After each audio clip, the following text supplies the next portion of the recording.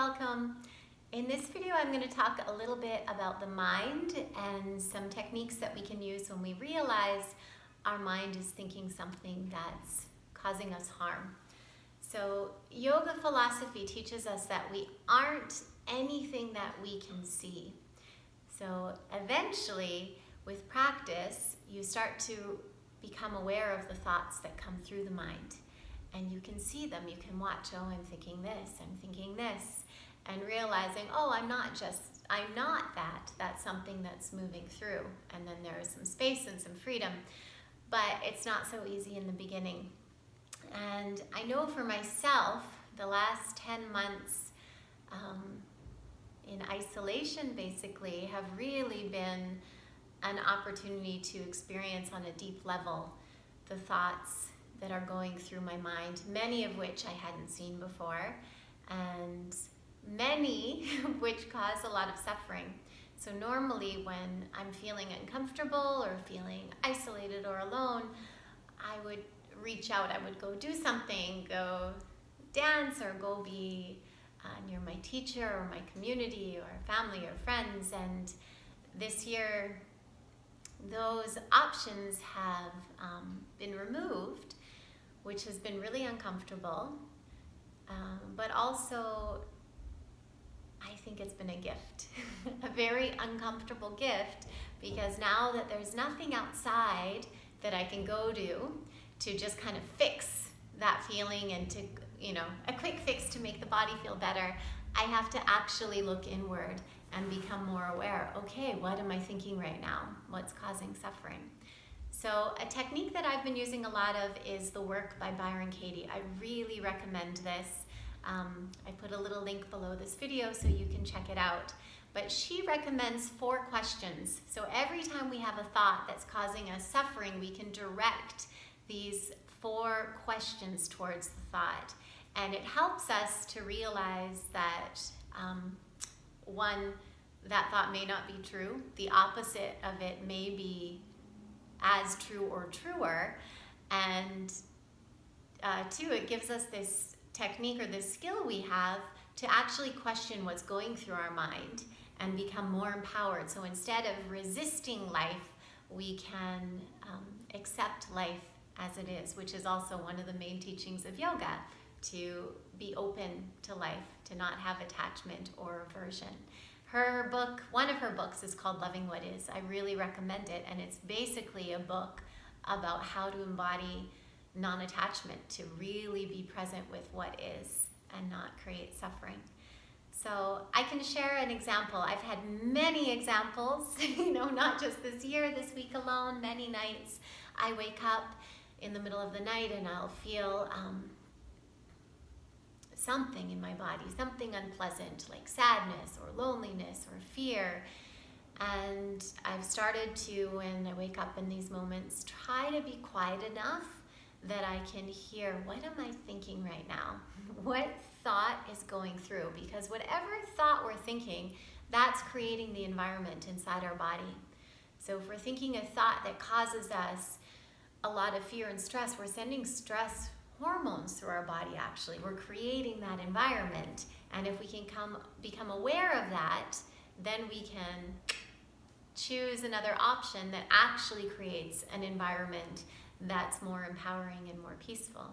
This brings us to compassion, the foundation of yoga. So instead of harming this environment by what we're thinking, we can start to empower and nurture it and support it. So last night, for example, I woke up. I think I've shared many times, there's sadness of not being near my nephews this year. Usually see my little nephew every few months, and a new one was born in April who I haven't met yet. And I woke up and there was this deep sadness in my body, and so I just placed my hands on my body, closed my eyes, checked in, and became aware that I had the thought, I'm missing my nephew's life.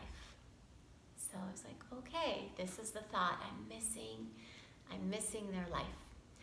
And then I decided to use Byron Katie's question. So the first question, normally we're meant to, she does a judge your neighbor worksheet. We're meant to actually project our thoughts outward because it's easier. But because this was where it was I decided to work with this. And the first question is it true? So I ask myself, okay, you have to meditate when you do it. You don't just ask the mind, because the mind is really attached to the story. So you have to meditate and become still. Go inside. Is it true? I'm missing my nephew's life. And as I sat with it, I was aware, no, it's not true. I spend lots of time, on FaceTime talking with him and telling stories and playing games and reading books, and no, it's not completely true. I'm not engaged in his life the way my ego wants to be this year, but I'm not missing it. So the first question, is it true? If I were to say, yes, it's true, then the second question is, can you absolutely know with certainty that it's true? And then you tune in, okay, is this true with certainty? Can I know with certainty I'm missing my nephew's life? And then you tap in. Whether you say yes or no, it's no problem. You just tune in and try to experience what's happening in the moment. The next question is, how does believing this thought make you feel? So that was pretty easy. Believing that thought was making me feel sad, isolated, grief, loss, many things. So you focus on that. Okay, believing this thought is making me feel this way. And then the next question is, how would you feel without this thought? Which is, free, comfortable. I'd be able to enjoy the day. I'd feel happier. I'd feel lighter. And then the fourth, 1, 2, 3, 4. The fifth step is to turn it around. So you take the first statement, I'm missing my nephew's life, and then you turn it around. So one possible turnaround is, I am not missing my nephew's life. And when you go into that one and meditate and breathe into it, you can get some evidence. Yeah, I'm not missing his life. We talk on FaceTime lots and sing together and play together, and we send each other videos, and there's lots of evidence that I'm not missing his life. And then another turnaround is, I'm missing my life. Which, when I looked into that one, I'm like, yes, there's some truth there as well. Because my mind is so, my ego so desperately wants to be there and wants to be spending time with those people, that it's actually preventing me from being here where my life is right now. So I'm missing my life right now. And once you have these turnarounds, you can the first thought starts to lose some of its power, because it no longer has its grip on you. You've questioned it, you've investigated the thought, and you can see, oh no, that's not true. So it starts to soften and move away. I've been doing this probably every night for the past month, wake up with something different. And then I say, okay, no resistance that I'm waking up, but it's an opportunity to practice. And it's a really great skill. And I also feel that it's a great blessing to be, as painful as it is, alone here with this, to actually work on it and do some deep healing in the mind. So I hope this is helpful for you. I'd love to hear your thoughts, if you have any.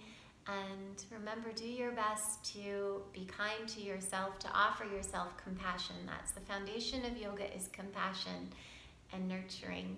And I recommend checking out Byron Katie's work. She has lots of videos on YouTube, on her website, where you can watch her take people through real life examples. Right? Have a beautiful day.